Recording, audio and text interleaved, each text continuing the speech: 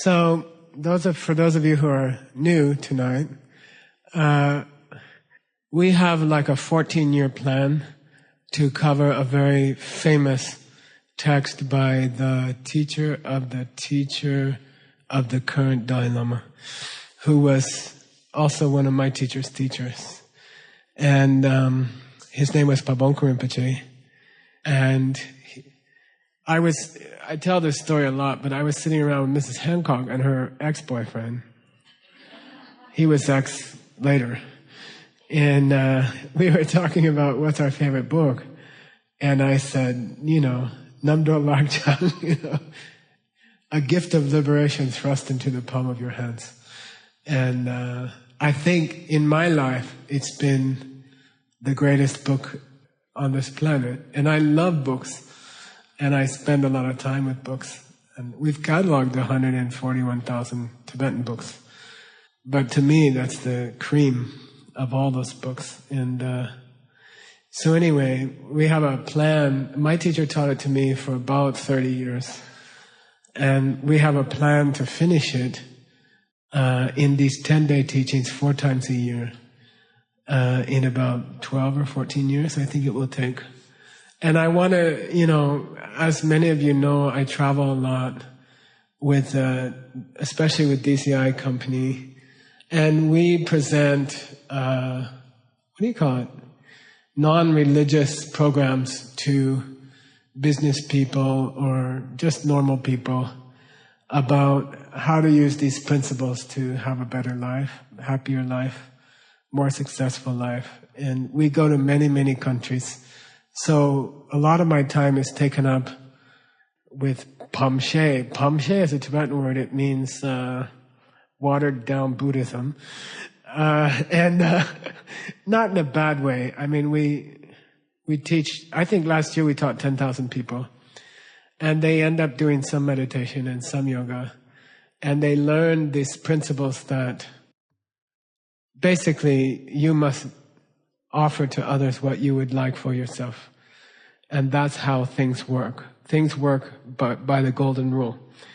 And we teach that in a business context, and it's very popular. I think we're booked through most of 2015. And we have many, many more requests that we can't fill. So I go do those programs, but they're a little bit boring for me. I know they're very boring for the people who travel with me, 'cause at least I get to talk. They have to hear it over and over again. And, we have to do it over again in each city. So I don't get to do what my heart is into that. But I also enjoy going deep into Tibetan scriptures. That's what I was trained to do. I enjoy it. I also enjoy that a lot. So these 10-day teachings are a chance for me to go deeper. So I'm going slowly and carefully through this text that was written by the teacher of the current Dalai Lama. We've just covered over the last, I think, 2 years, we've covered a major section which is devoted to how to prepare yourself for meditation, for deep meditation. So there are practices you can do that prepare your body and mind for deep meditation. And we believe in the Dalai Lama's lineage that if you learn those pre-warm-up practices, you can have a much more powerful meditation experience and much deeper meditation experience. We believe that. So there are practices that just before you go into a deep meditation, if you do these warm-up practices, it's much more powerful. A lot of those practices are centered around getting a heavy shot of good karma quickly just before you meditate, and then meditating before you can burn it, and then trying to clear away some obstacles that might have been created by your negative karmas. So a lot of them are focused on that.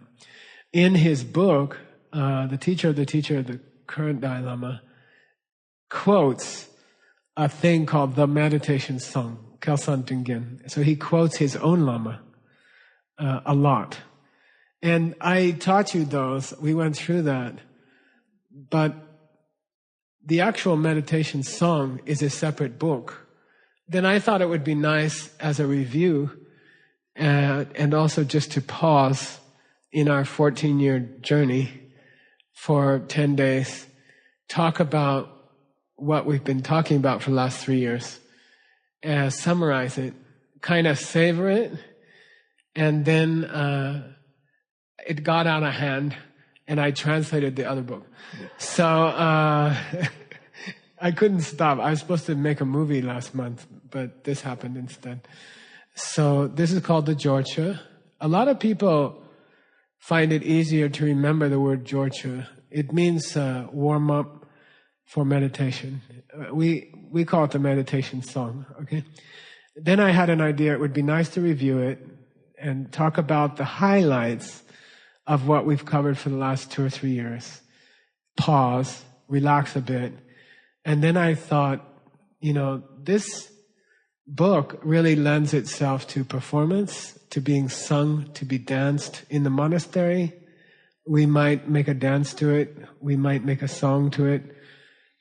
We might make a drama called Namtar to it. Or we might make special meditations to it and do those together. So we're continuing with this book. So here we go. We've reached a part in the Jorchu. Where are you? This is a really sweet part. Go to verse 53. It's on page 39, okay? Verse 53 on page 39. Please spread the books out, okay? Does anybody can't see a copy in someone else's lap? Anyone? There's one person back there. Okay?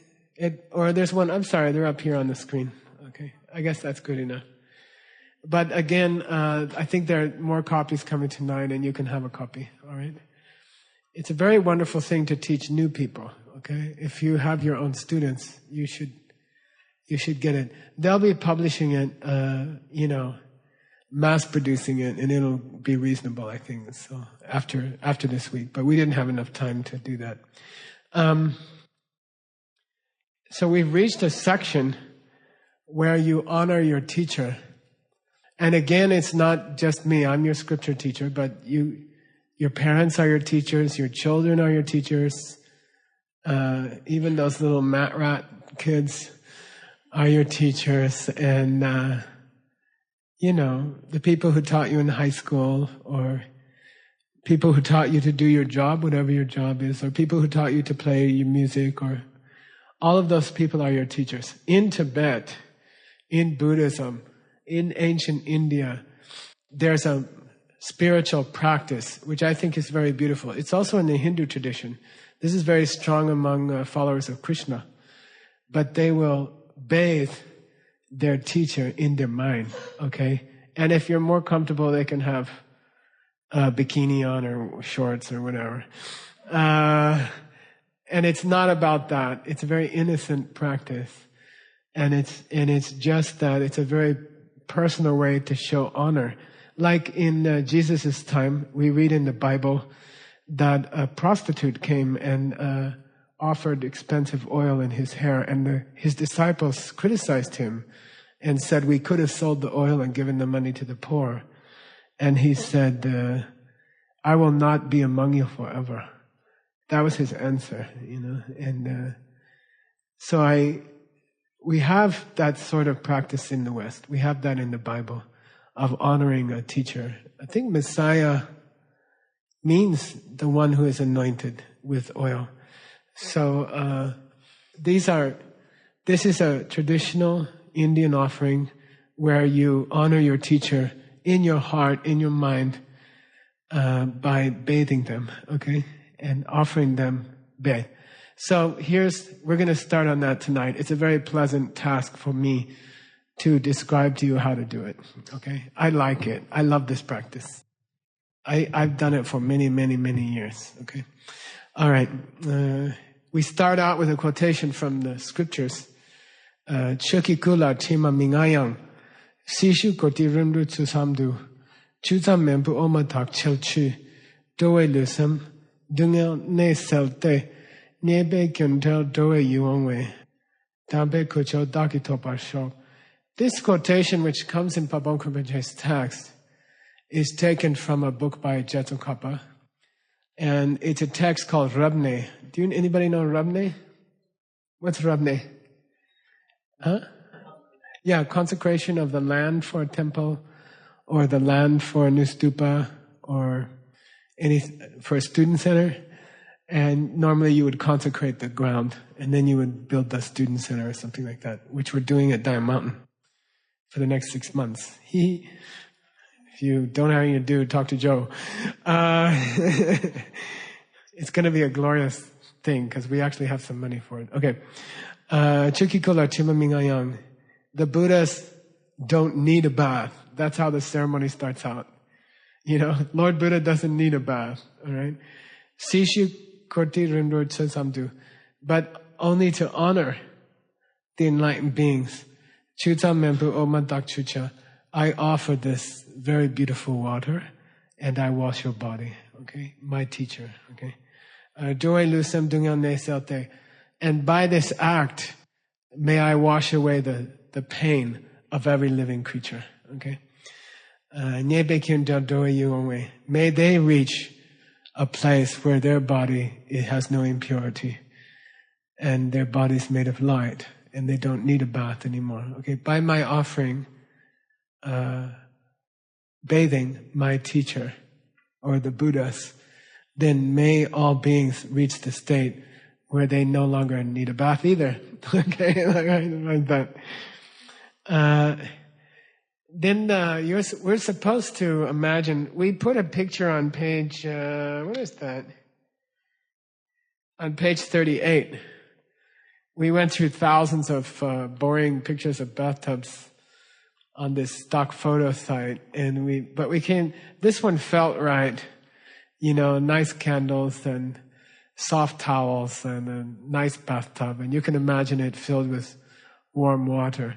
Traditionally, in this particular text, when you offer the bath, you should imagine a large spa, like marble or granite, with 4 sides. It should have 4. It should be a massive building, open, no pillars. A wide, massive building with a beautiful, what do you call that? Like a pool in the middle, like a shallow pool in the middle. And in this pool, you're going to bathe your lama.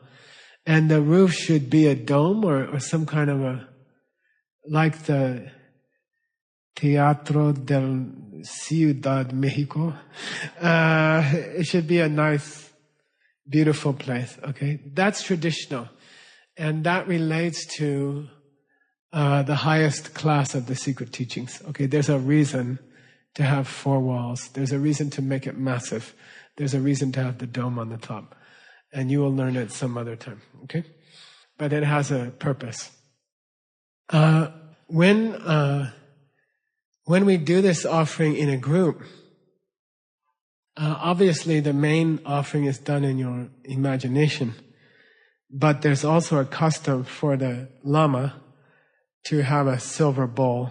So traditionally there would be a silver bowl about this large.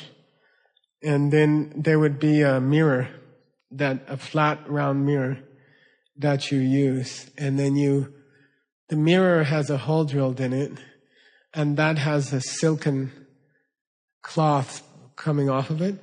And you hold it by the silk, and you hold the mirror like this, and then you take a peacock feather and you dip it in holy water, and you start a ritual. You sing the ritual while you make lines on the mirror with the peacock feather. So there's a tradition to that I'll tell you, okay? You do a tic-tac-toe shape. So luckily we have a name for it. 2 vertical lines and 2 horizontal lines. So that you have 9 squares, right? You go with the peacock feather, you go like this, and then you go like this, okay? And that represents the bathing house, the large bathing house. And then you dip the water again with the peacock feather. We had them in Guadalajara. When we taught it, we bought everybody mirrors and bowls. And I forgot to bring them, okay? Then you take a spot of water, you put it in the middle of the tic-tac-toe. Then front side, left side, near side, and right side. And that represents the 5 Buddha families. You are washing the leaders and their partners, their consorts of the 5 Buddhist families, okay? So that's a tradition. You draw it this way, and then you do these 5 spots. And that's a tradition when you're offering this bath, okay? Then we get to the actual verses. Where is that? Here is a crystal, verse 53, okay? Here is a crystal bathing house set in a fragrant breeze. Its floor is glass, sparkling clear. Its lovely columns blaze in jewels with a pearl canopy glowing warm. And that's called Tru Kang Kye. Tru means to wash. Kang means a building. Like ngul means silver, so what's a ngul kang? Which is a bank. Okay, so kang you can add to anything. Like you can make any kind of building is called something kang. Okay, so here we're making a Tru Kang. Tru means to wash, to bathe someone. I like this word kye. Okay, the last word in verse 53 in the Tibetan is kye. This is the kye in kirim. What's that mean? Kirim. What's the kye in kirim mean?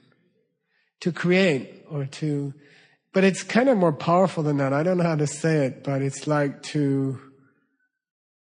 it's to make a very holy thing pop out of midair. Is kye. Okay, so now we're Tru Kang Kye. So what's that mean? It just pop, and there's a real one there. Okay, it's in your imagination, but your Lama experiences it as a real thing. Okay, so you got to make it clear. If your mind is half pizza after the meditation session, then it's going to be hard for your teacher, because it'll be half of this beautiful bathing facility and half pizza. So it's important to focus, because they see what you imagine.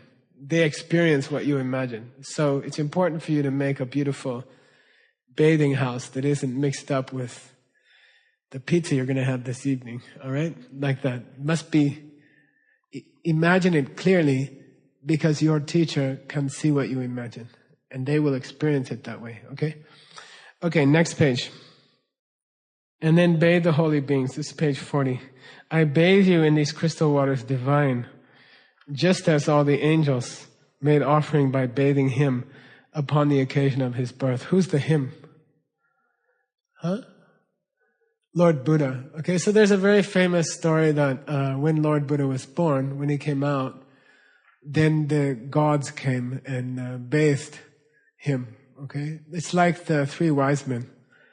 Okay, in the Christian tradition. So these gods showed up and bathed Lord Buddha just after he was birthed. They offered him a bath. You probably gotten 2, right? Then we say Om, Sarva, Tathagata, Abhishekata, Samaya, Shirye, Ahung. Okay. This is the bathing mantra, okay? It's also the initiation mantra, okay? When you give the Veda initiation in the secret teachings, you use the mantra that the gods used when Lord Buddha was born, okay? So when you give someone a empowerment into the higher teachings, you use the same mantra, okay? It's very beautiful. And the word Abhisheka came to mean an empowerment. So in Sanskrit, Abhisheka, which literally means to wash somebody, it became a word for Sanskrit. We have a student in Phoenix who comes to these teachings. His name is Abhishek. He's from India. And I told him what his name meant. He was really happy. All right. Verse 55. Let me get down there. Oh, just one more thing. There's a detail, from verse 53. When you get to a pearl canopy glowing warm, you're supposed to remember that you've been picturing a magical tree, and in the tree a giant platform, and on that platform all your teachers and all the teachers who have ever taught are on this platform. When you get to the words, with a pearl canopy glowing warm, you're supposed to imagine that they descend like a flock of pigeons with all this. Okay, there's a special word in Tibetan. It's called urdir, and it means like when 100 pigeons land in the park at the same time. There's this noise, right? You're supposed to imagine this noise at that. When you get to the word pearl canopy, you're supposed to hear, and they all come down, like they all flutter down around the pool. You see, like in a mass, they come down in they suddenly fly down altogether. It's a very beautiful touch, okay? Those of you who know Tibetan or try to read the Tibetan, the word labre, say labre. It's what I call a illogical exception, okay? Irrational exception to the rules of pronunciation. It should be what? Look at the Tibetan and tell me what it should be. No? Look at the Tibetan, not the pronunciation. La, re. It should be la, re. Okay? But this is one of those words like dorje, which is mispronounced by every Tibetan, and that became the normal pronunciation. Okay? We say labre. Okay? So these are just details that you should learn later when you learn Tibetan. So it's not, I just wanted you to know, because I got 12 letters from emails saying it was misspelled. That's how our Tibetan pronounces it, okay? All right, here we go. By the way, when you hit the pearl canopy, you're supposed to get ready 3 angels, okay? They usually come from your heart, okay? But you're supposed to ke. What's a ke mean? Pop out of nowhere as something holy. You're supposed to see tip, tip, tip, and there's 3 beautiful angels there. I guess if you're a lady, they look like Chippendales or something. And if you're a guy, they look like, I don't know, Charlie's Angels. But they're supposed to be really beautiful angels, and they come out of your heart. 3 angels come out of your heart, okay? One of them is going to do the bathing for you, okay? One of them is going to dry off the teacher for you. And one of them is going to anoint the teacher with oil, okay? So it's a tradition that when they flutter down, you respond within a few words by creating these 3 beautiful angels who are going to be doing the offering, okay, for you. This is also traditional, okay? Also, you're supposed to imagine that the act of washing them triggers high spiritual states in them, okay? When you put water on a holy being, they feel bliss, and they feel high realizations of reality. It triggers the perception of emptiness in their heart, okay? Every time you put a little oil or you dry off their body or something, it triggers in them a high spiritual state, okay? Not just kind of a warm feeling of a good bath or something. They probably get that also. But you're supposed to think that this offering triggers in them a high spiritual state, okay? Not that they're already not in it all the time. Okay. Let's go to verse 55. Okay. Your holy body was born from 1 billion perfect deeds. Your words fulfill the hopes of infinite living creatures. Your mind perceives all things exactly as they are. I bathe this divine form, Lord of the able ones, keeper of the diamond. This is Lord Buddha. And then again you say that mantra, Om Sarva Tathagata Abhishekata Samaya Sriya. Okay? That's tradition. You're going to see this verse. I think it appears 3 times in this book, so don't think it's a mistake or something.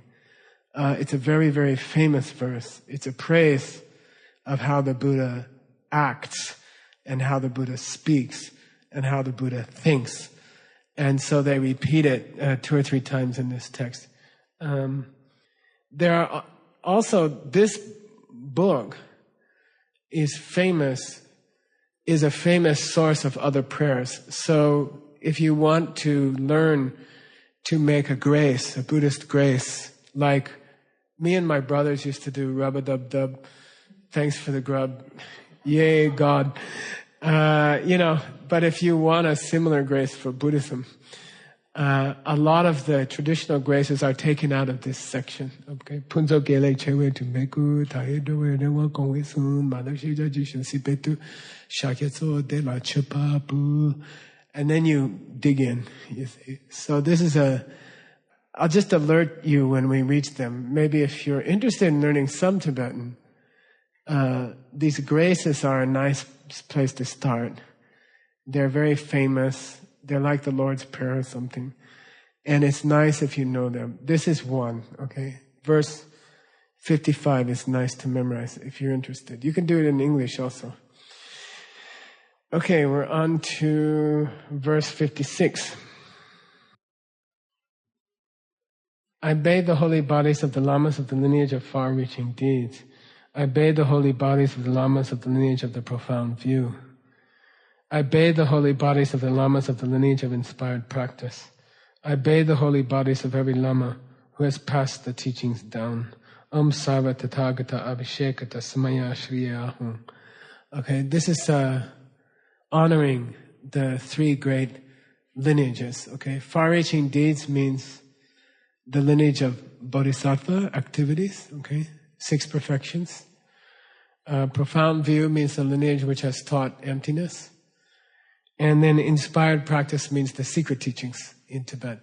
So in that painting, which is on page, what page is that on? Of the lineage tree.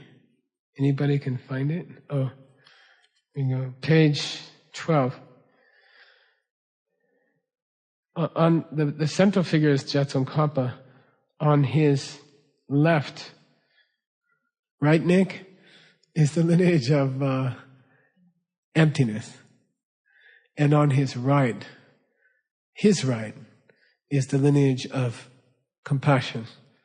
And in the lines of lamas going above him, those rows of lamas above him, those are took us a long time to figure them out, but they are lineages of the secret teachings, okay? Then in front of him are all other enlightened beings and protectors and things like that, okay? So we bathe them, and then we bathe every teacher that we've ever had. And we do the mantra again. All right. Down to verse 57, page 45. And I found this young man, the guy in the bathtub on page 42. I really tried to find a rubber ducky, but I think they tipped over or something, but you understand. Then on the next page, the plate on 44 is drying their bodies, okay? So one more verse about washing. 57, I bathe the holy bodies of the teachers, the enlightened Buddhas. I bathe the holy bodies of our protection, the perfect teachings. I bathe the holy bodies of our guides, the community. I bathe the holy bodies of all 3 supreme gems, to whom we go for shelter. Om Sarva Tathagata Abhishekata Samaya Shriyahum. So that completes the bathing. The last thing is we bathe the 3 jewels, right? The Triratna. Verse 58. We start drying them off, okay? I dry now their holy bodies, and I put the lady drying her child, okay? I'm not just trying to make cute pictures. I want you, when you're going to prepare for a meditation, you can just go through and look at the photos. You don't have to read it, seriously. I think sometimes it's more powerful. Just look at the photo and think, okay, now I'm at the part where I'm supposed to dry them off. and in your heart dry them off, okay? You don't have to recite it necessarily. It's in your mind, right? Maybe at some point in your practice it would be enough to look at the photos to remind you of what comes next. And you don't have to recite the whole thing, okay? I'm just suggesting it might be fun. Okay. I dry now their holy bodies with the most exquisite towels, sparkling clean and divine in fragrance. Om Hung Tam Shri Akaya Vishuddhanaye Swaha. Say Om Hung Tam Shri Akaya Vishuddhanaye Swaha. Okay. I was confused. I love to figure out mantras. Now we have the whole canon from India has been input.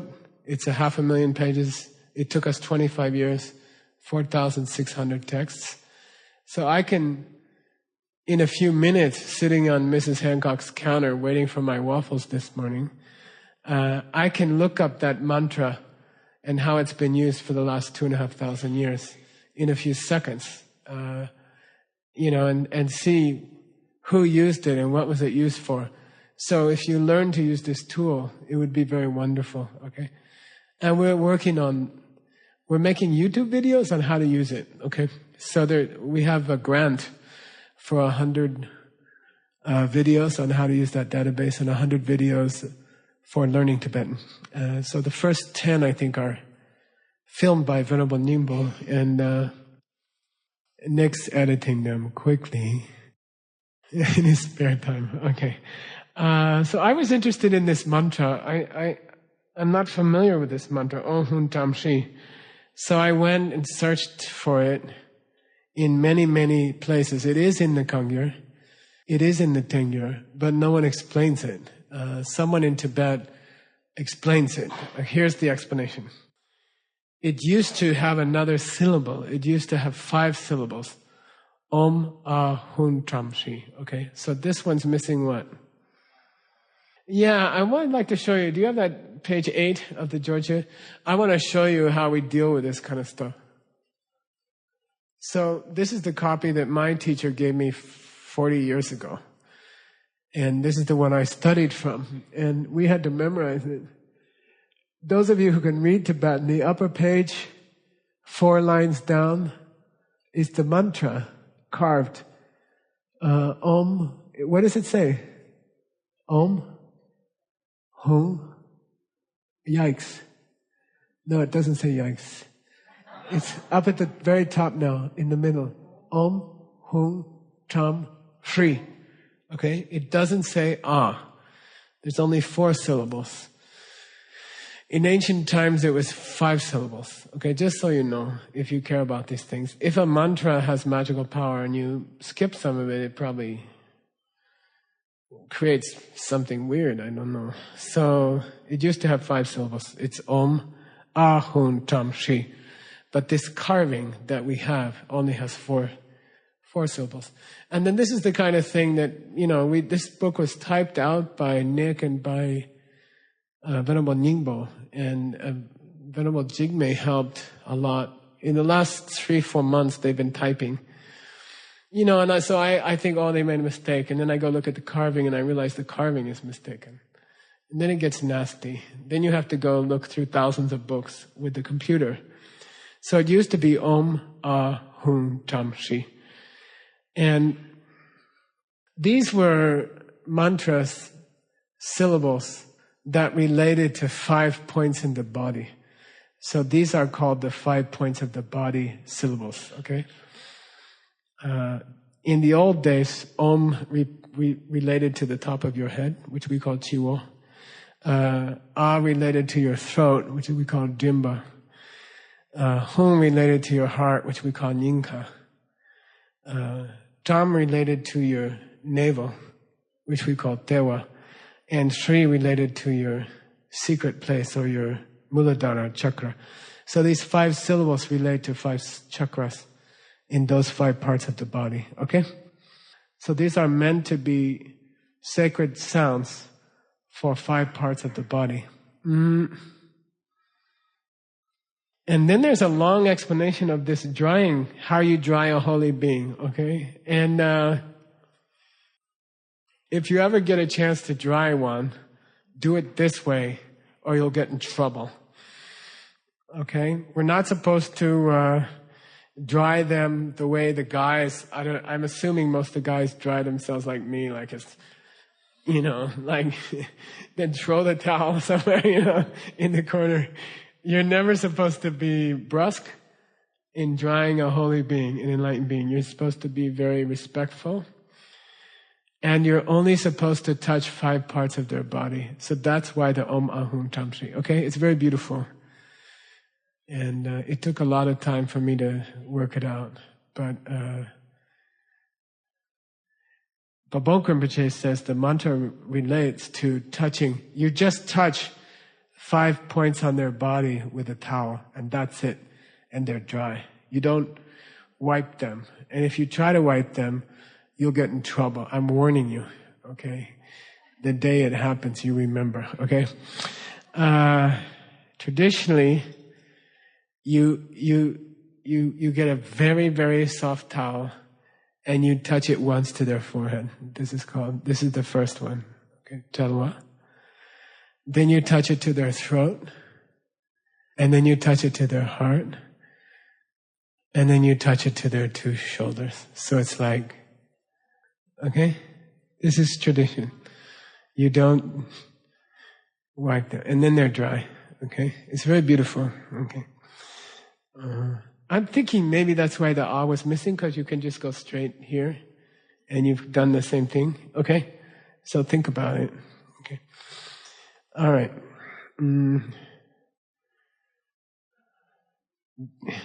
He even says, Rangi Churche Batar Goju Tamche Chiwa Dendra Miga. Never wipe them the way you wipe yourself. The scripture says that, okay? But you can find out someday on your own, okay? So now we're on to verse 59. And we're going to apply oil to their body. And we put a photo of a mom oiling her baby, okay? Because they get dry after a bath, right? I spread now scented oil upon the holy bodies of these lords of the able ones. They shine like purest gold, polished to a perfect sheen, wrapped in exquisite perfumes, whose delicate fragrance drifts to the edges of the universe. So you're supposed to imagine that you have like frankincense or some very subtle sandalwood or scented oil, and you apply it to their bodies, okay? And you anoint them in precious oil, okay? They don't say the same places. I get the feeling you're supposed to do it everywhere, okay? They don't say to restrict it to the 5 places, okay? All right. Next, we dress them, okay? We have to put some nice clothes on them, right? With faith that is adamantine, I offer these clothes of the gods, gossamer soft, light as a feather, to those who have attained the body adamantine, the holy body of diamond. And so may I as well achieve this diamond body. So adamantine, the word diamond comes from Greek. It used to be adamas, and the A dropped off. Dam comes from, D-A-M comes from Sanskrit.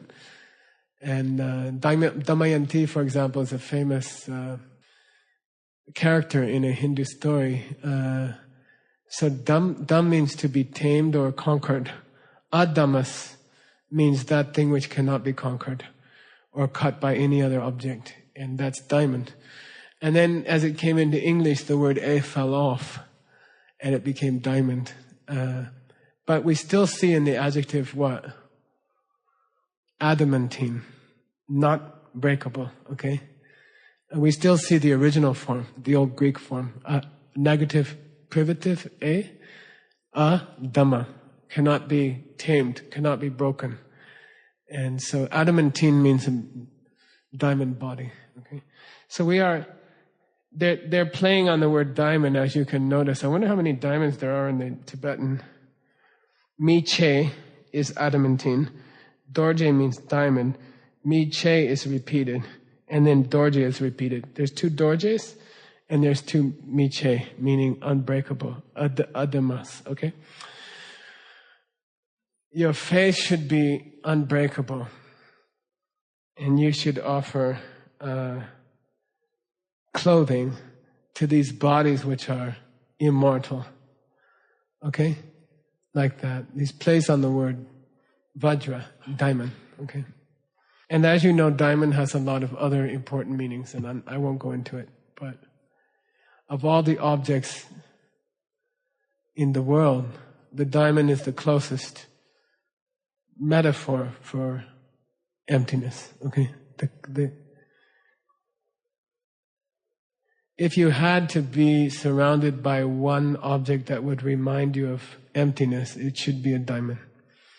And if you had a chance to be surrounded by diamonds for many years, you should do that, okay? Even if you had no interest in it. Okay? All right. Next. We're going to put on jewelry. And that's on the next page, 48. And you can see that we're putting pearls on them, but you choose what you like, okay? It's a lot of fun to do this. You should surrender to this practice. It's all, imaginary. It's all in your mind. But it's a very, very sweet practice.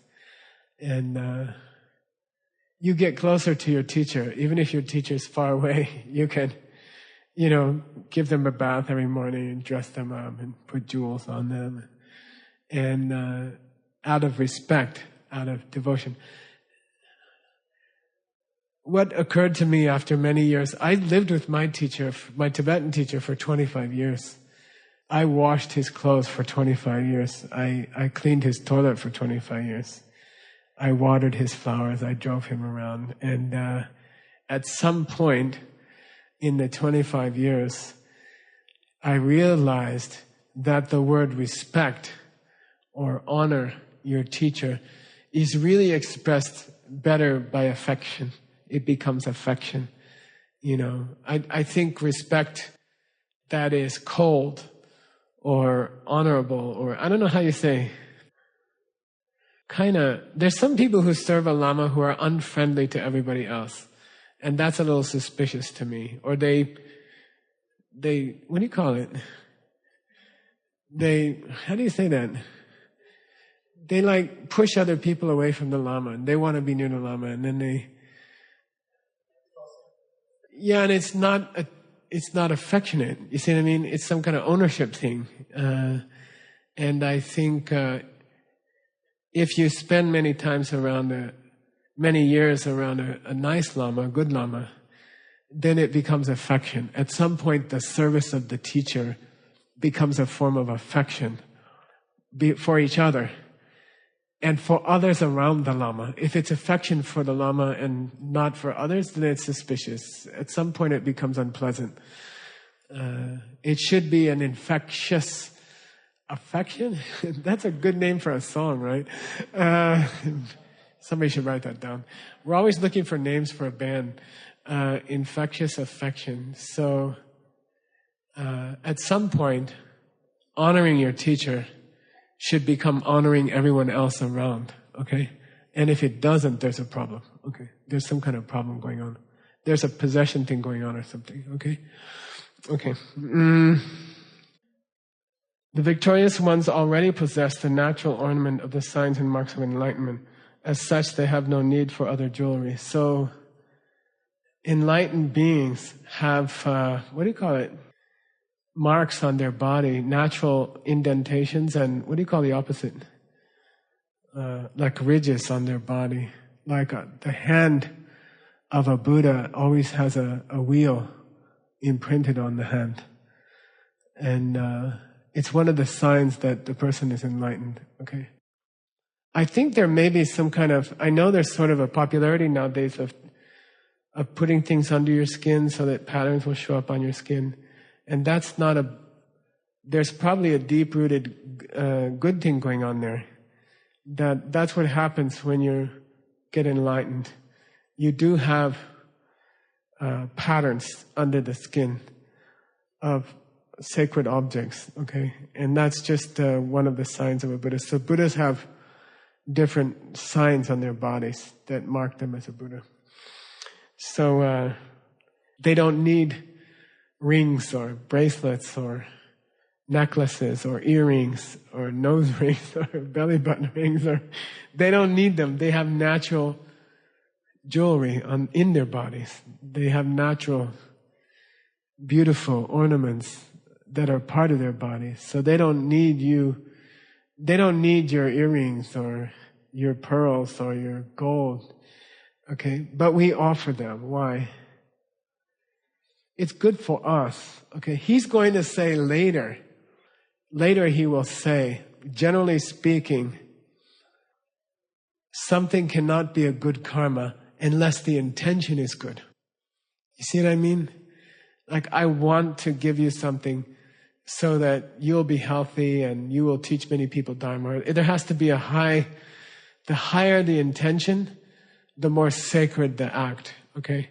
But, he says there's one exception, okay?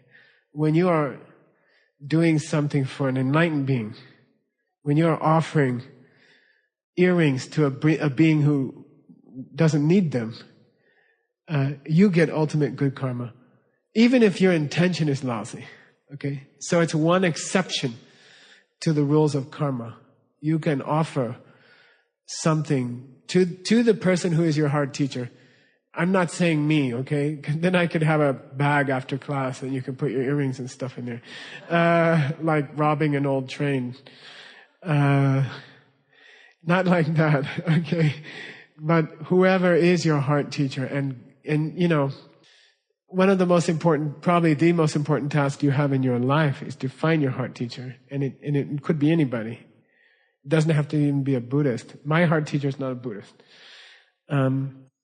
When you find them and you have that relationship with them, then when you offer something to them, even if it's for bad motivation, you know, I hope they like me. Or, you know, I hope they're impressed that I'm giving them better emeralds than the other student did. You know, even if the intention is wrong, defective, the deed is extremely powerful karma because of who they are to you. You see? So that's an exception to the rules of karma. So pretty much anything you offer to your personal heart teacher is guaranteed awesome karma. Okay? All right? That's an exception. But they don't need it, okay? A good teacher, a real, authentic teacher, they don't need anything you can give them. You know, they don't need stuff. They don't need it. They have what they needed, they have already, which is inner peace. They have higher things. You can't give them anything. They don't need anything from us. But we give them so that we can get some good karma, okay? It's for us that we give them things, okay? A real teacher, what do they want out of you? Authentic teacher, what gift do they want from you? They want you to be a successful person, meaning a good person, a kind person, compassionate person. When they see you being kind to others, it feeds their health, it feeds their heart, it makes them happy. They feel fulfilled. They feel like they're successful because you're a nice person. And they feel like a proud parent, you know, like, oh, all those years of teaching, they were successful, you know. This person is really sweet to everyone and kind to everyone and considerate to everyone, and polite and well-mannered, and whoa, I'm so happy, you know. I succeeded as a teacher. That's the gift you can give them, is to be a good person, a kind person, a compassionate person. Every time you act up to someone else, every time you hurt someone else, every time you're inconsiderate to someone else or ill-mannered to someone else, it hurts them. It hurts even their body. Okay, it hurts them. So, if you want to make a gift to your teacher, practice. What is practice? Ultimately, it's just being kind to other people. So if you want to give an authentic teacher a gift, Be kind to other people. They don't need money. They don't need your stuff. Probably they don't want stuff. There's a joke. I saw a nice cartoon. I think it was in the New Yorker, and the Dalai Lama was opening a birthday present, and all these monks were around him, and he goes, "Just what I always wanted. Nothing." And the box is empty, And so think of that when you want to make a good offering. When a teacher sees you being kind to someone else, like, I don't want to embarrass Venerable Phil, but the way he conducted his choral session today was so sensitive and kind and good-hearted and beautiful. Then it just made everyone happy. And this is a real offering, okay? Teachers don't need money or stuff, okay? If they spy on you and you're being nice to other people, they're like, "Oh, I feel happy, I feel really," it makes your heart strong, Okay? All right. Last thing, you ask them to stay in your life, okay? The last part of this bathing ceremony is to ask your teacher to stay in your life. I ask you, O conquering ones, verse 62, to stay here in my life as long as I still make these precious gifts to you. Use the might of miracles which only you possess. Do it out of your love for me and for every other person. What miracle are you asking for? That they stay, okay? Like you tell your teacher, I know if you really want to, you can stay in this world. So please stay, okay? Show me this miracle that you stay in this world, okay? For your teacher. All right. So once we're done, this has all been step number 4 of the 6 preparations for meditation. It's called Sokshin Seldep, which means to just get a clear picture in your mind of your Lama in front of you. And then the bathing, the drying, the anointing, the dressing, and the jewelrying were all just part of that. So now we're ready to do the real practice with our teacher. Okay, the real preparation. Now we're ready to do step 5. Step 5, the 5th of the 6 preparations, is to do some heavy good karma and to clean out some of our main mistakes in our life just before we meditate. It's to clear the slate and put fertilizer on the ground just before we meditate. Hopefully, between that practice and the meditation, you don't get upset at anyone, you don't get jealous of anyone. The trick is to do these good deeds mentally, quickly start to meditate, okay? Before you can think of the person that bugs you, okay? That's the idea. Frankly, you make some really good karma, you clean your conscience, and then quickly you start meditating before you can mess it up again, okay? That's just a word to the wise, all right? So we've reached step 5. Now, major confusing point, okay? Ready? Don't forget. Step 5 has 7 parts. Step 5 has 7 parts. Then it's so easy to get confused. How many preparations for meditation? 6. But is there a 7-part prayer? Yeah, there is. But that's more than 6. Yeah, well, the 7 are part of number 5. So what's the total? It's like 6 plus 7. No, because 5 is the 7. So 5 plus 7 is 12. Got it? It feels like there's 13. You used to think there was 6. People talk about 7, but it's only 12. Okay, I got it? 6 main preparations for meditation. The 5th one has 7 parts. That makes a total of 12. Because there's no separate number 5. Comfortable? Don't forget, at the longest time I was confused. And they kind of overlap. They kind of repeat a little bit. So it's a little tricky, okay? When you get to step 5, you're going to do 7 separate practices for what? Make an instant good karma, a good espresso hit of good karma, and then clean your conscience quickly. Quickly brush off your conscience. Then start meditating fast before you can have new bad karma. All right? That's step 5. And it has 7 parts. Here we go. So that brings us to verse 63. I would like to talk, and then we'll take a break in about 5 minutes, okay? I need a break too. It's bad to start these 10-day things with 3 highly emotional, happy days at Diamond Mountain because it was exhausting. I think we all got wiped out by the beauty of the weekend, and then it was, okay. So here are some general comments about the 7th step for purifying your karma and for jacking up your karma just before you meditate. Okay, here we go.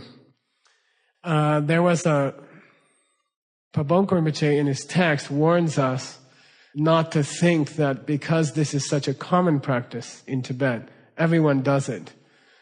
Don't think, therefore, that it's an unimportant practice or that it's for untrained people and high yogis and high geshis and high tantrikas that shouldn't use this easy 7. It's too easy to be a serious practice.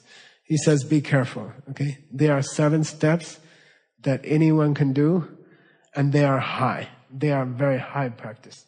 So don't think that just because everyone does them, okay, it's like down dog and, up dog, and it's still a high practice, okay? Everyone does it, and it's still high, okay?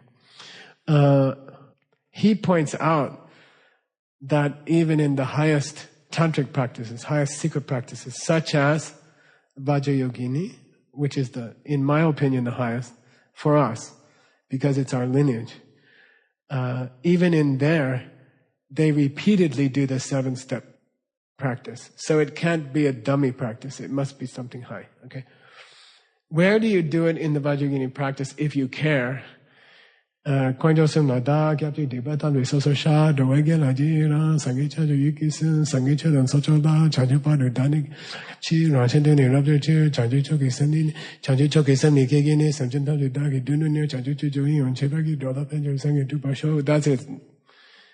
If you learn that sadhana, that's the 7 limbs, okay? In the Vajrayogini sadhana. And we do it over and over, okay? We do these 7 practices in the highest Buddhist practice there is, okay? So the first, and then he says even bodhisattvas do this practice, okay? High bodhisattvas, they like to emanate bodies. They like to, clone themselves with their miracle powers so that they can,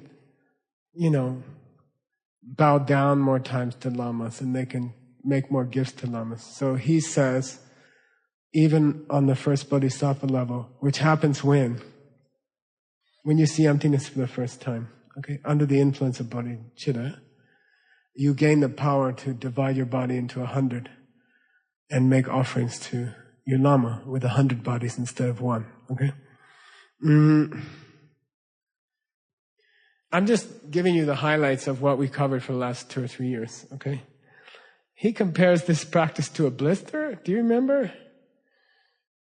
It ripens the blister, okay? With regard to your negative deeds, these few minutes in this book that you're going to spend on the 7 stages, they ripen your bad deeds. You know how you let a blister get old and then it will just sort of pop by itself? And so these are 7 practices, ripen the bad karma in you, and it pops, and you're rid of it, okay? So it's important to clean your worst bad deeds just before you meditate. And then he compares it to a fruit on a tree, meaning what? The opposite, okay? With your good deeds, it helps you to rejoice in yourself and to appreciate yourself. And then those good deeds will get fat and, ripe and mushy, and they'll fall. And they'll ripen, okay? So these 7 practices make your good deeds ripen fast. They make the fruits fall, and they make the blisters pop, okay? So remember, pasan, pears or something like that. Okay. All right. Sok sok mena lenme sabandra. Very famous quotation. Sok sok mena means if you don't do these 7 practices, it's like having a seed that you never put water on them. Okay. And I have many friends now in many countries. It's funny, I have my best friends in countries that I was nervous about. So like some of my best friends are in Beijing or in Indonesia, which is a Muslim country, right? And we've become very close. And I teach them and I encourage them and I ask them to practice and they do good deeds. But universally, in all countries of the world, including America, people have trouble to put water on their seed. You see, people don't have problems making good karma. They understand it.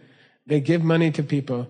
They serve the sick. They serve drug addicts. They serve prisoners. They serve everywhere around the world.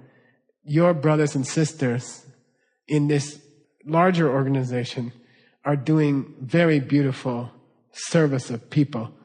But every one of them has trouble at night with the act of rejoicing, of appreciating themselves and saying, I did a good thing today. Going to a prison and helping these guys is a really nice thing to do.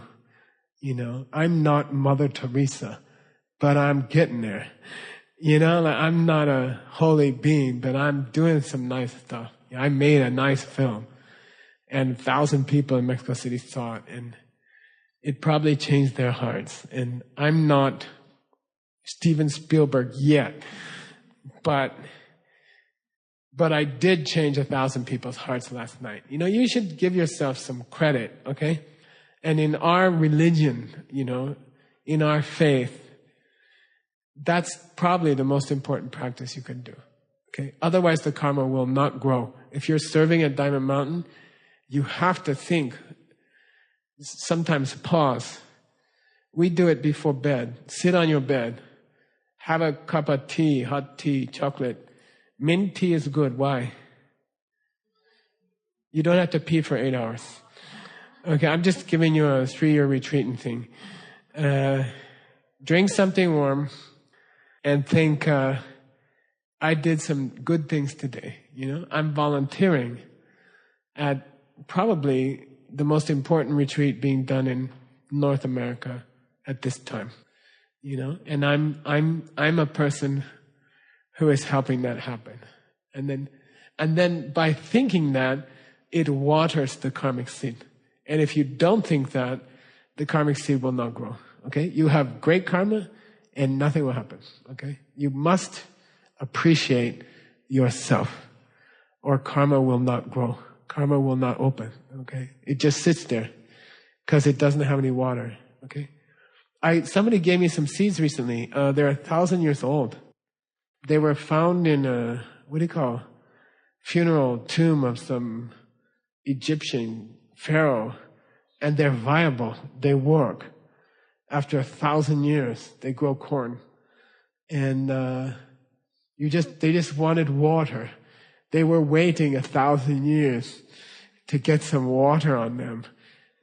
Karmic seeds in your mind are exactly the same. Okay? If you do not review the kindnesses you have paid to other people, without pride, obviously, okay? No pride, no competitiveness.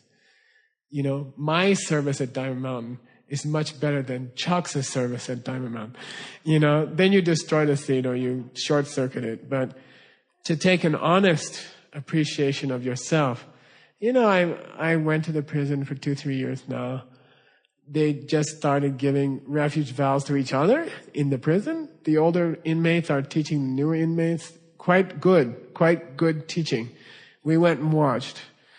And those people who were involved with creating that work in the prison, you should be proud of yourselves. You should think about it. The directors at Diamond Mountain, man, you've been through hell. And you should appreciate yourself. So we stuck it out and now the place is awesome right now. The place is like about 3 feet off the ground. And it's awesome. And you should say, we paid for that in gray hairs and or no hairs. And I'm glad and I'm proud of it. And we did a good thing, and it's a wonderful thing. And then when you think that about your own good deeds, the deeds open. Okay? But mena len me sabandra. Don't be like a seed which got no water for 1,000 years in the Egyptian pharaoh's tomb. Okay? You must. In this religion, we're not like other religions. Okay? Exactly. We have common themes, but our methods are different, our beliefs are different. And one of our beliefs is that a good Buddhist practitioner must appreciate themselves and the people around them. They must take joy in the goodness that other people are doing and in the goodness that they have done. This is a fundamental practice of Buddhism. You are required to be happy, okay, about yourself and about other people. You're required to focus on the good things that other people are doing and that you're doing. And it's hard for us. We didn't grow up with that. We grew up with sort of, what is that? I don't know. You feel guilty if you feel happy about yourself. Okay, so we have to overcome that cultural habit. If you do kind things, which everyone here does, in Buddhism, you are required to think about them, because that makes the karma multiply and you become a better person. Got it?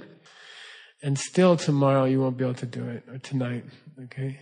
You'll sit in bed and worry about your credit card, or what someone said to you today, or 12 years ago, or your 6th grade girlfriend said to you.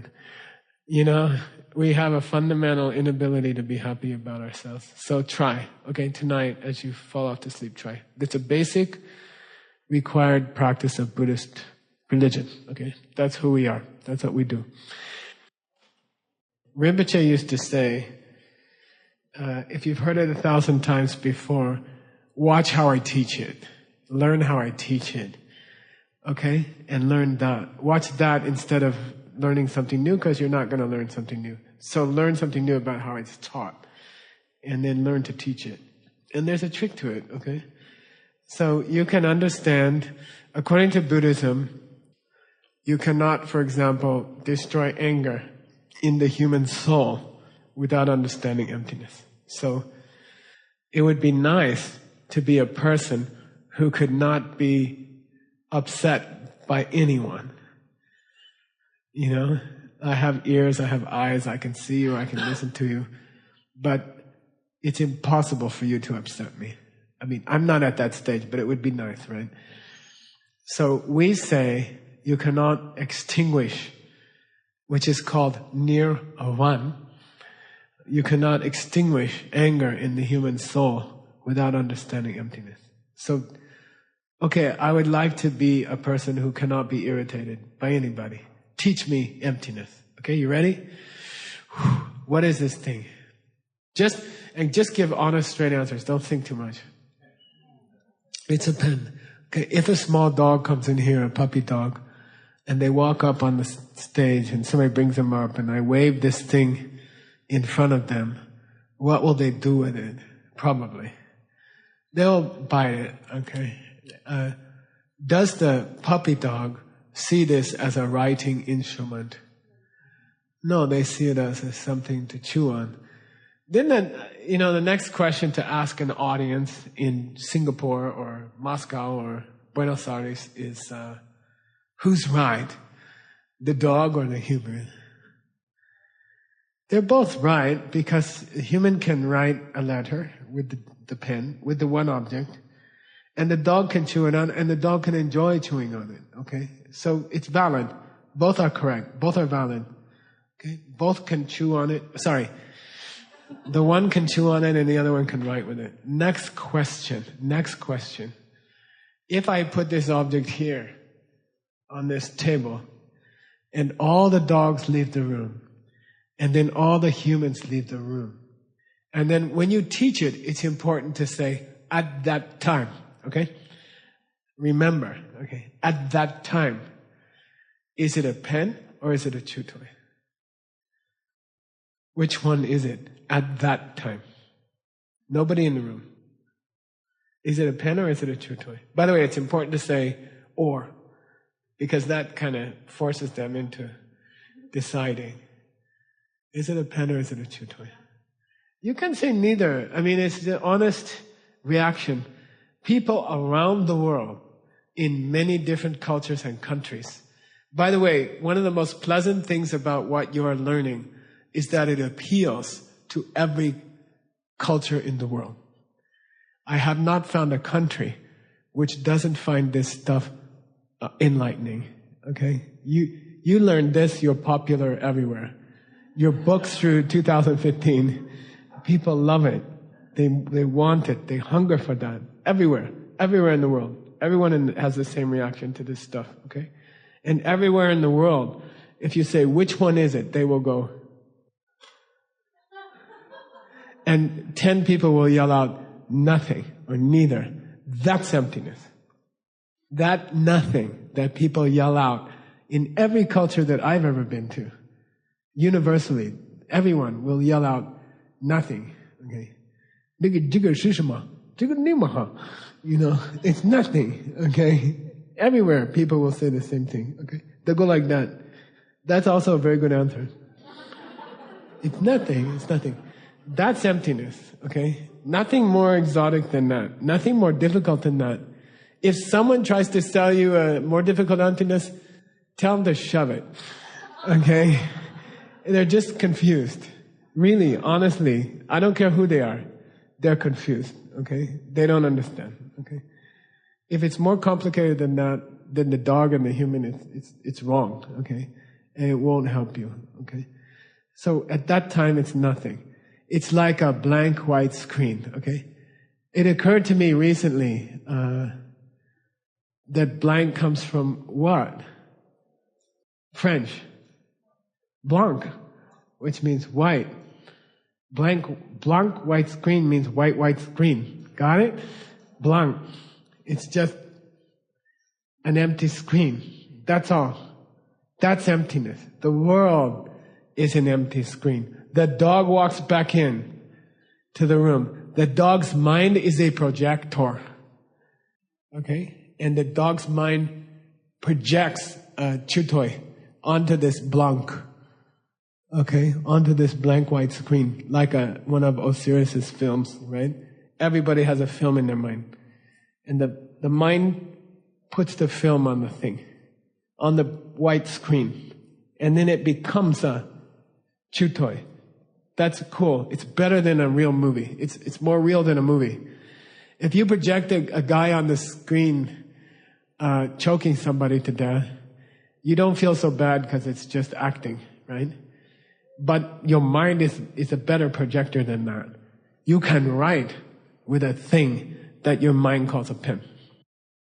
Okay? The reality is coming from your mind. The substance is coming from your mind. And it's so good that you can write with it. Okay? Is it coming from your mind? Yes. Is it a mental image? Yes. Does it work? Yes. And it never worked any other way. Okay? It was never anything else. There's no pen outside of your mind. Got it? It's very sexy. Your mind is the ultimate projector. It projects reality. It projects real pens that you can write with. Okay? If it didn't exist that way, it wouldn't be real. I'm not going there. I'm not going there yet. That's too much confusion. Okay? Your mind makes it a pen. Every person is walking around with a different projector up here. And it's projecting stuff onto this thing. Okay? It makes it a pen. It's not a pen until the human walks back in. It's not a chew toy until the dog walks back in. Now we have a problem. What if they both walk in at the same time? It's both. It goes back to being both. No problem. You can write with it. Yes. You can chew on it. Yes. Lots of people chew on it. Right. I do. You can tell if someone stole the pen from me because it's all chewed up here. Okay. Just take it from them and give it back to me. Okay. Now, why does a dog project a chew toy and why does a human? Who loads the PowerPoint into the projector? You see? Who loaded it?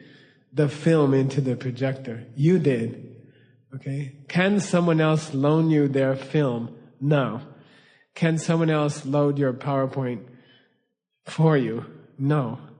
You put your own seeds in your own mind. That's the way it goes. Okay? How?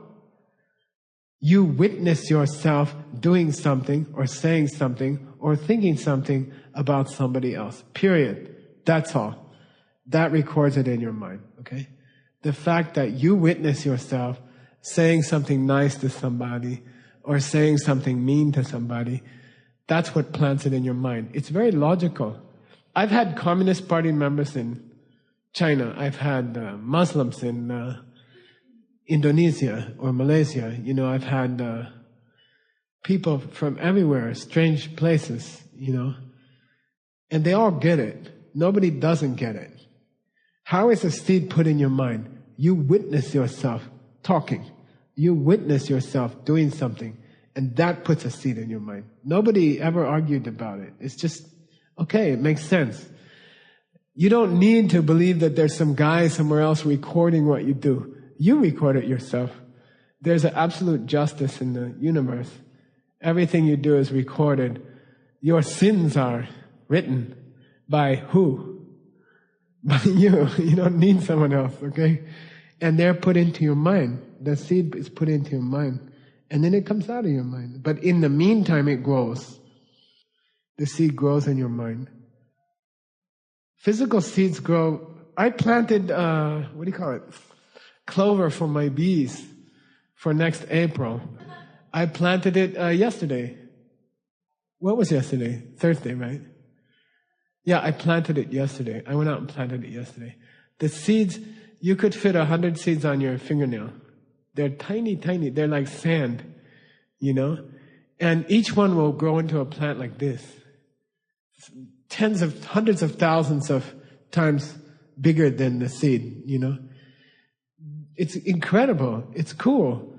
It's $8 for like 100,000 seeds. And you just take them and you go, you know, it's fun, you know. You say, I'm a farmer, you know. And it's kind of fun. You walk through your yard, you just throw them, you know, and then you're like, I'm a farmer, you know. And they will cover the whole acre next spring, and the bees will have something to eat. And seeds in your mind are infinitely more powerful. Infinitely more powerful, okay? A small, kind thought will grow into years of happiness, okay? It's incredible. And a small, uncharitable thought will grow into years of problems.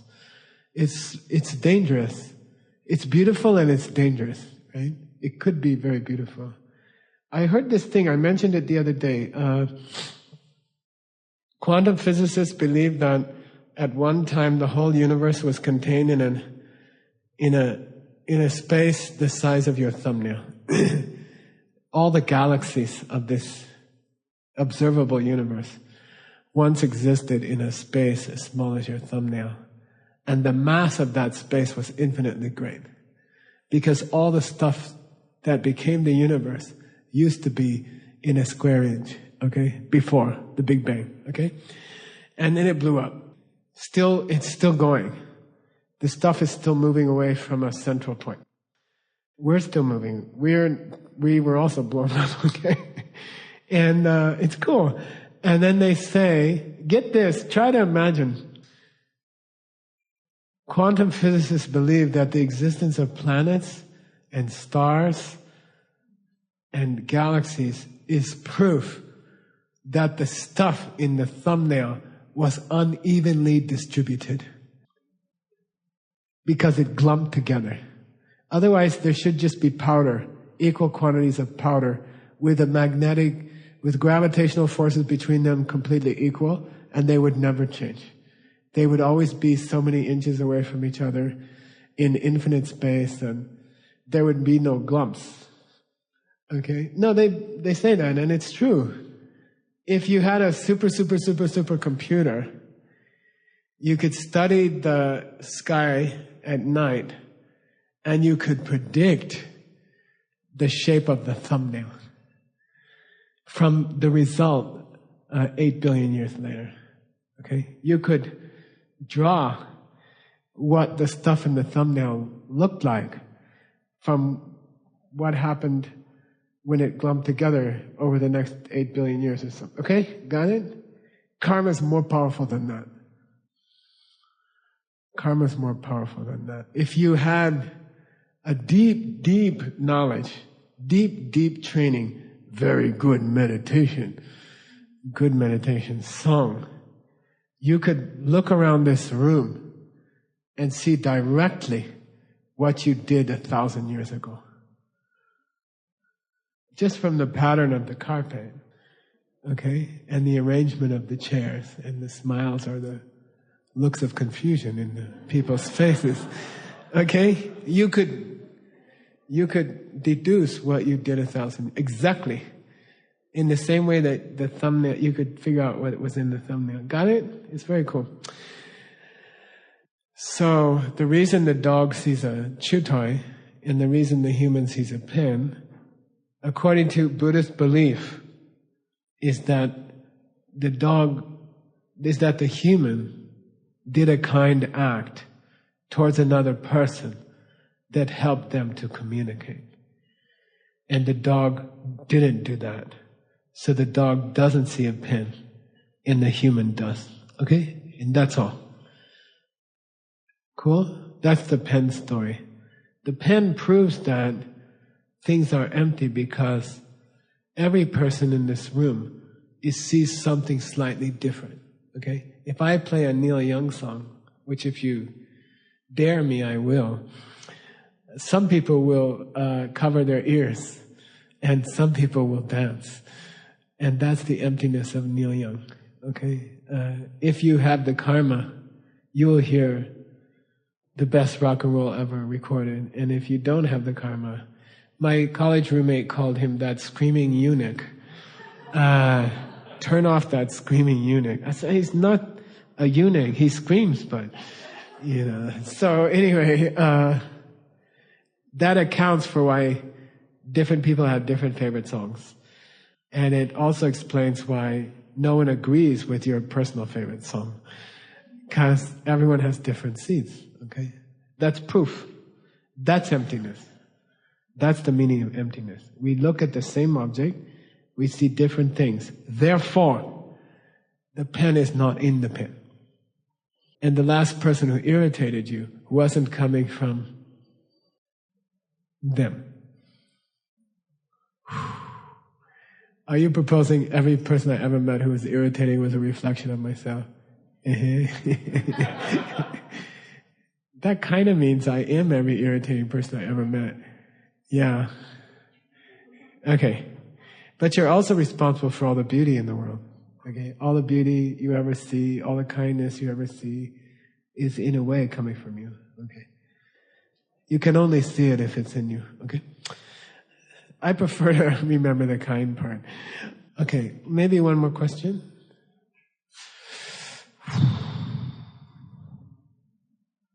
I think Mark, because he did such a good job of explaining to us the solar thing. Now you're going to be our policy man, forever. I'd be honored. Yeah. I was wondering if the gross consciousness or ego, if it dies with the body. I didn't hear the adjective before consciousness. If the gross consciousness or ego dies with the body. Yeah, does gross consciousness die with the body, when the body dies? Buddhism has a very delicate description of life. Like, what is life? Life is to see life in your body. You see life in your body because you protected life. You protected the lives of other beings, okay? That involves not killing animals to make your shoes, or not killing creatures to eat, and not harming other people, not using your cell phone when you drive. I I'm very sensitive to other people driving. I don't know why. People make fun of me or they criticize me, but like people will come over in my lane and almost kill me.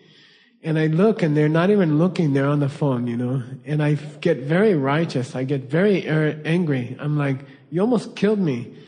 And you're just talking on your phone, or you're texting. A guy almost killed me yesterday and he was looking like this.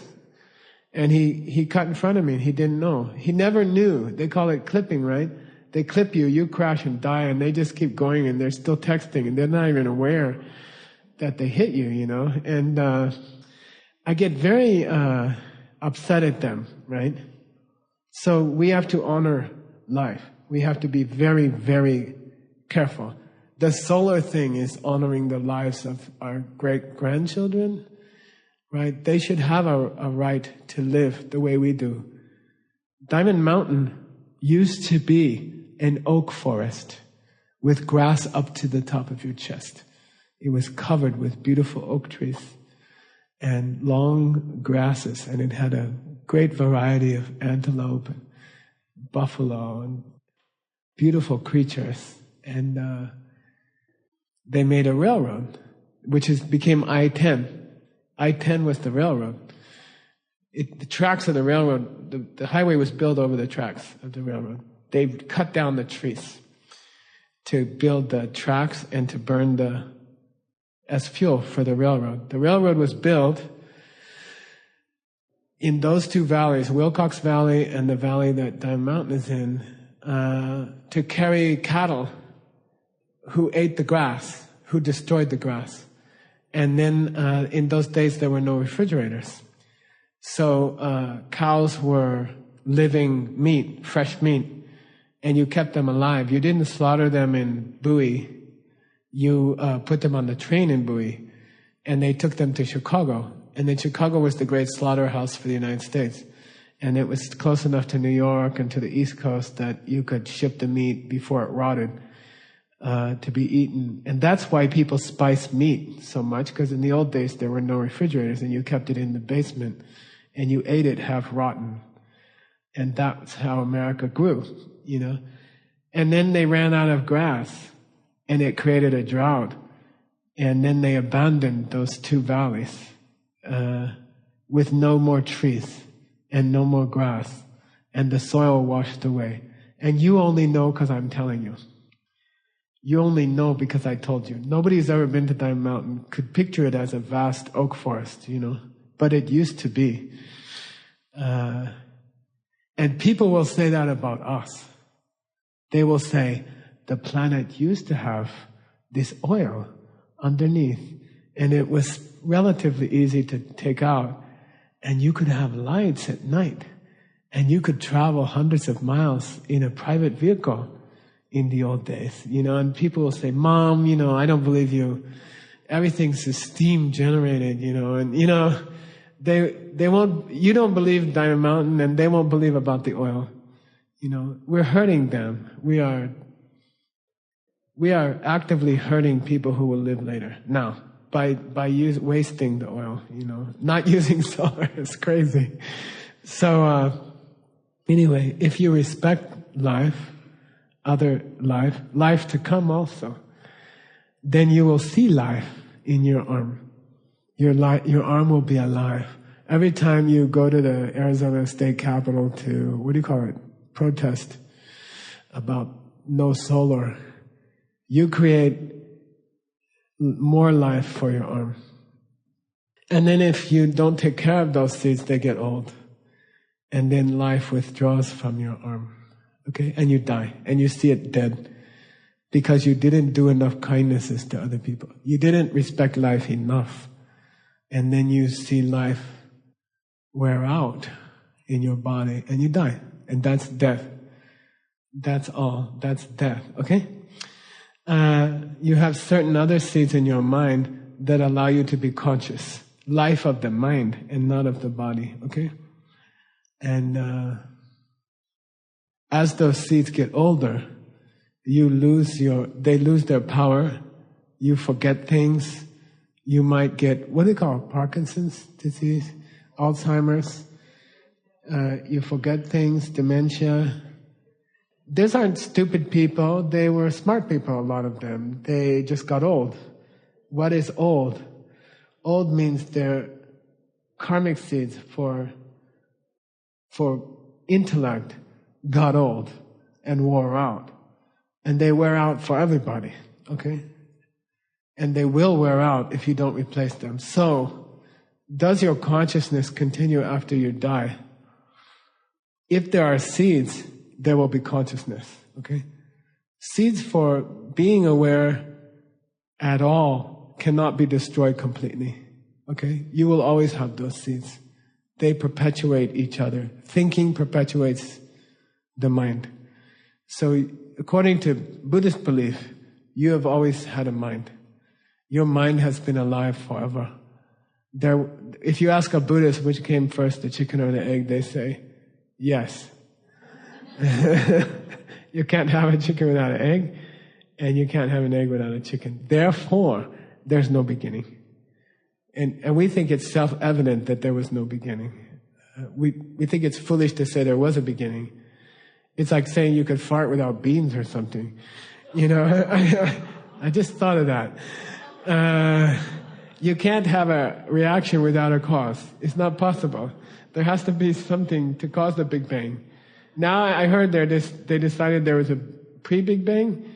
I'm like, duh, of course there was. You know, and there was a pre-Big Bang before that. There's no beginning. You can't have something happen from nothing. There's no such thing. No scientist would believe that. But then they say it all started with the Big Bang. It's like so funny. The most important event in the universe didn't have a cause. But everything else does. You know, you're like, and you think we're superstitious. I don't understand your superstition. But anyway, so yeah, you cannot destroy the mind because the act of thinking creates the karma which perpetuates the mind. So you cannot destroy a mind. It will live forever. You know, somebody was telling me I was thinking to commit suicide. I said, don't bother. You know, it doesn't work. It will continue. The mind will continue, probably in a much worse place with no hope. So little hope is better than none, right?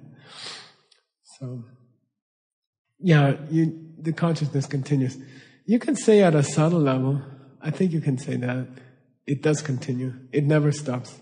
Even after you get enlightened, it will continue. Okay? That's the Buddhist answer. Thank you. Okay. One more question, then let's go home. Yes, sir, Todd.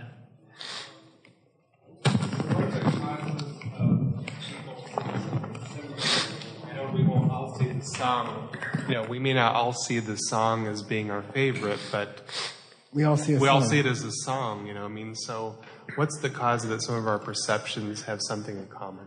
Good question. Really good question. So I think an important thing to say is that I cannot plant a karmic seed for you, and you cannot plant a karmic seed for me, okay? So that's another tenet of Buddhism. You are completely responsible for your life. No one else can change it. You plant your own seeds. I cannot, as much as I may love a person, I cannot loan them a seed that I planted in my mind. I cannot plant a seed in your mind. You can teach someone how to plant their own seeds, but you cannot plant their seeds for them, okay? So that's a fundamental belief of Buddhism. And they say it is proven by the fact that I had these 3 teeth worked on last week. And it hurt. I was in the dental office for 3 or 4 hours, okay? Why would that prove that you cannot share seeds? Yeah, well that, but also Buddhists have billions of extra seeds. They would just send me a few just before I went to the dentist, and then I would go and they would say, your teeth are fine, and go have an ice cream, you know? So, but it didn't happen. So, seriously, Buddhist belief, traditional Buddhist belief, that proves that it's not possible to share seeds. If it were possible, none of us would ever have pain. Because according to us, there are countless beings who are already perfected.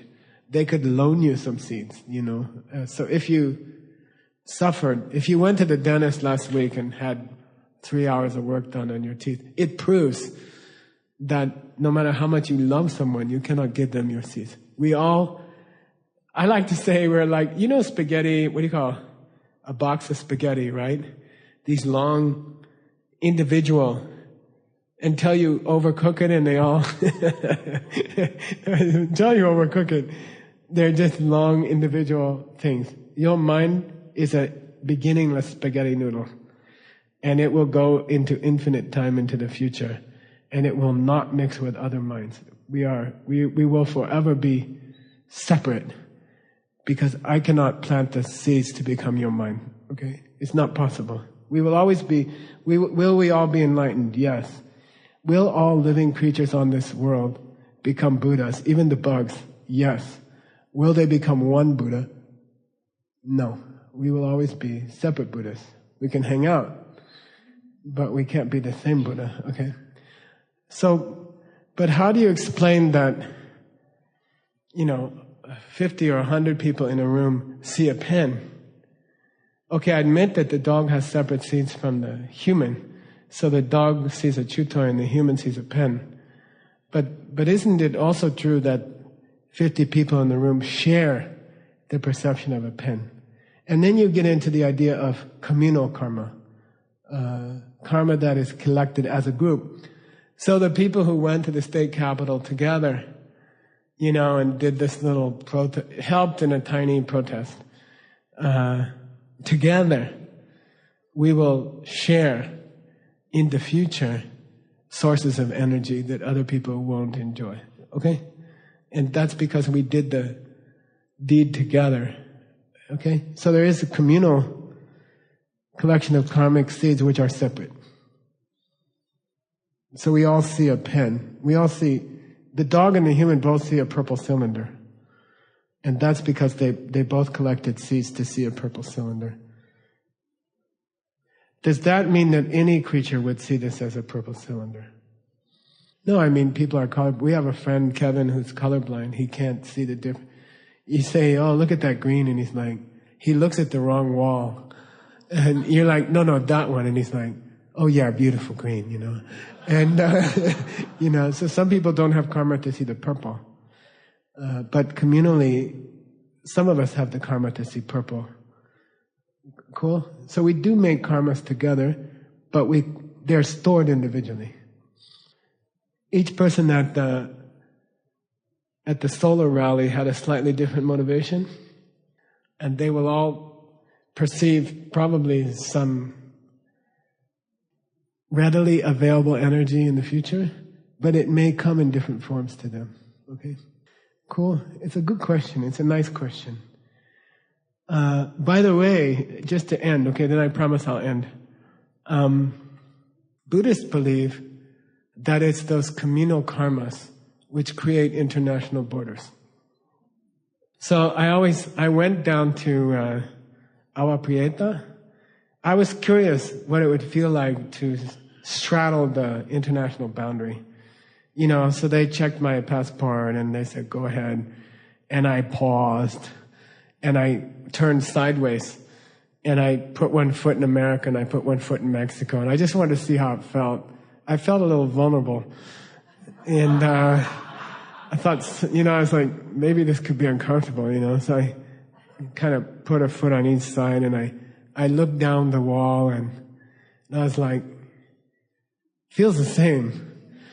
The dirt is the same. I checked the dirt under each foot, the dirt was the same, and I'm like, so who makes these lines, you see? Why is there extreme poverty on my left side? And why is there overeating to death on my right side? Why is that? And that's communal seeds. People on one side altogether maybe didn't do solar when they could have in a past life. And people on the other side were generous, but probably made people sick or something, okay, physically. So And then it becomes an interesting question of, if there's a force like the internet, which in my opinion could destroy those lines within a generation. I believe it's already started in a big way, but we don't see it. Like, I believe those lines will disappear. It's already weird, like, if you sell a book in Guadalajara to somebody in Georgia, who pays the tax? I mean, where's the tax go? You know, people are asking me to sign contracts for books all the time. Can we sell your book in Russia? I'm like, yeah. And can we have an exclusive? No. Well, why not? I said, what's it mean anymore? You're not going to send a book to Ukraine, or, you know, what does it mean, exclusive? To where? You can sell a book anywhere in the world, from anywhere in the world. Where's the country start and where's the country stop? I mean, in a while it's going to get really weird. You know, there just won't be any. There'll be borders technically, but there won't be borders economically, or in reality there won't be any borders. You know, the internet's destroying them. It's very interesting. They've already done a lot of destruction, and people didn't notice. They got used to it. So what's the karma for that? You see, has this whole planet done some kind of karma together, that in the end we will all be one country? You know, that's kind of sexy. I like that. You know, okay, think about that. Think about the opposite of where countries come from. Maybe in your lifetime you will see something special happen. I believe that. Okay, Uncle Phil, let's go home.